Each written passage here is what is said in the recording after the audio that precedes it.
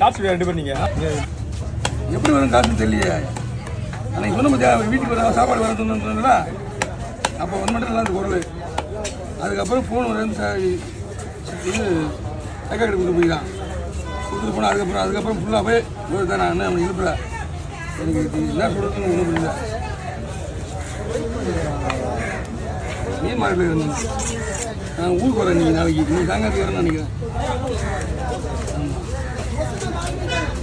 இல்லை இல்லை இல்லை நம்ம இந்த இடம் இருக்குல்ல பாப்பாது ஆமாம் எல்லாம் ரெடி பண்ணிட்டேன். அதுக்கு மட்டுமே 3 லட்சம் ஆகுது. மொத்தம் அது வந்து எல்லாம் வேற கதை. மொத்தத்துக்கே செலவு அது மட்டும் அங்கே மட்டும் செலவு 3 லட்சம். இங்கே மட்டும் இங்கே 1 லட்சம் செலவாகிடுது. இங்கே நம்ம சென்னையில் அது இங்கே வாங்க வேண்டிய பேப்பர்ஸ்லாம் வாங்கணும்ல. உங்களோட